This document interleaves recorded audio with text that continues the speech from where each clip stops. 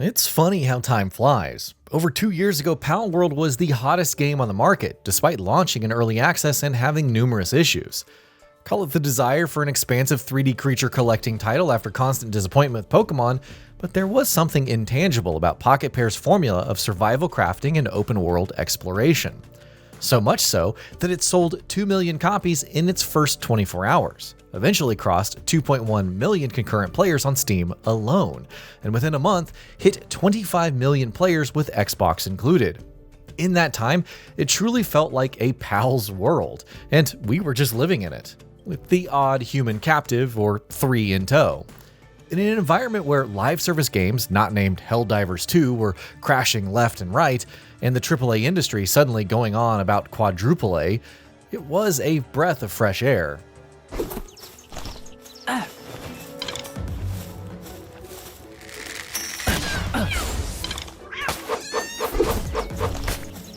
A few days before leaving early access, Pocketpair announced that Palworld had crossed over 40 million players.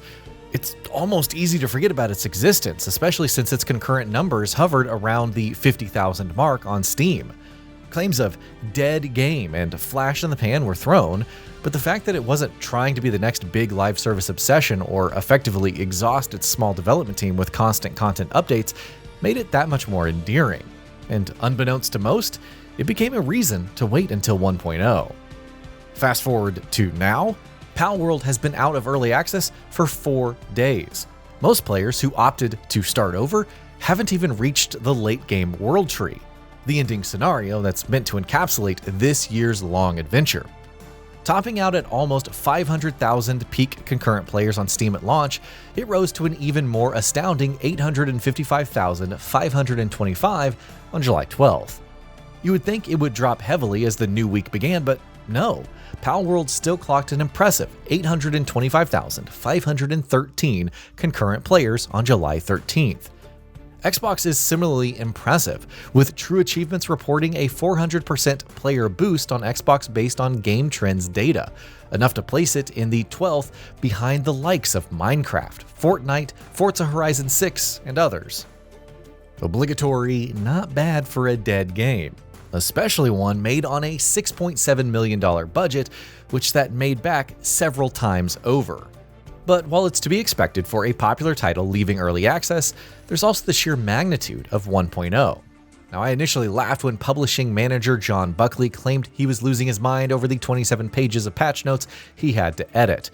Then I went through the changelog firsthand and went from impressed to downright concerned at the sheer amount of everything there.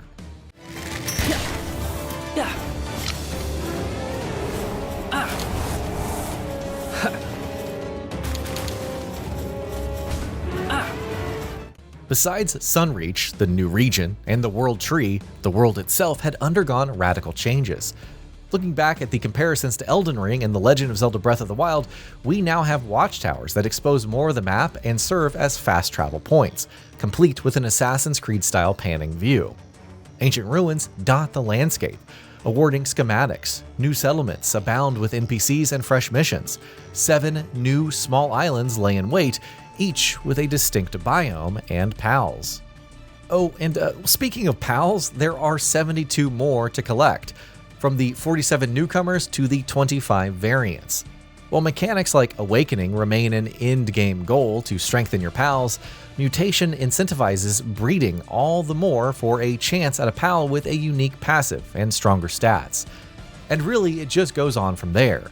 New partner skills that facilitate even more extensive builds, including one for fishing, which arrived more than a year after early access began. New passives, including skills gained exclusively from the World Tree.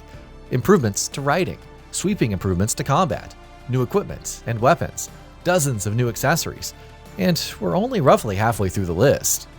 It is absurd, and if you stayed away from the game until now, that doesn't account for all of the content added with Sakurajima, Faybreak, the crossplay update, Tides of Terraria, and Home Sweet Home. Or the story overhaul and narrative thread that finally ties everything together in 1.0.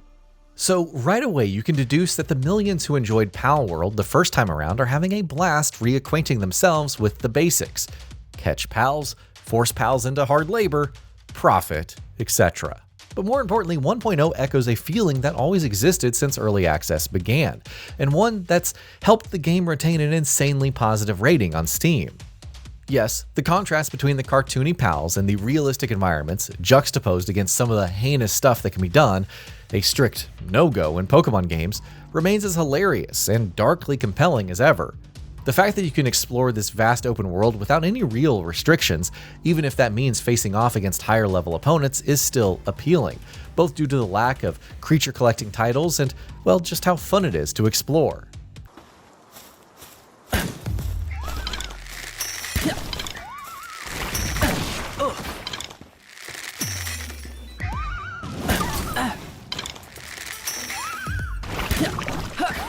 Even if you're not stuck in your base, attempting to make it the very best possible while developing different tools and repelling raids, there are dozens upon dozens upon dozens of hours to be lost by simply, well, getting lost. One minute you're investigating a new region for Harwood, the next you're discovering all of these different pals and trying to capture them, potentially failing and running away after angering their buddies. You could do as many other players have done and simply pursue the story route of trying to conquer each tower where rival masters await. But beware though, because they've been revamped with new skills and tactics.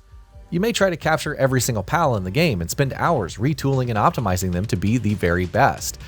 They're like an extension of your very being, whether it's in combat or base building, rather than pocket monsters to be thrown away when the next shiny rolls around. And if you want to play that way, well, no one's stopping you.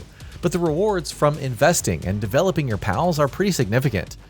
Keep in mind that all of this is before co-op is factored in, much less harder difficulties that can really ramp up the survival experiences, well, to nightmarish levels.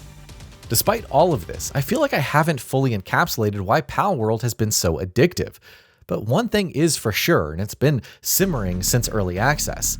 The sentiment that this is simply more than Pokemon with guns and crossbows and heavy ordnance and more, or that it's satisfactory with pals, which is what the original idea maybe seemed to be, or that it's mindlessly aping all of these other open world titles without any clear sense of direction or purpose, even if clear influences can be spotted all around. Welcome back, Sky Islands. We've missed you.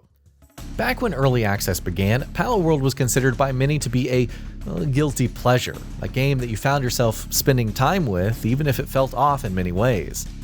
Whether it's overcome that tag or not in the eyes of tens of millions of players out there, either now or in the long term when they finally decide to revisit Palpagos Islands, there's no denying that it's been an incredible journey thus far. Where the franchise goes from here is, well, anyone's guess, but for now, 1.0 offers a brand new beginning that's simply impossible to resist for just about every type of player. And that'll be about it for this one. If you guys like what we're doing at GamingBolt, please consider subscribing to our channel, and I'll see you guys on the next video.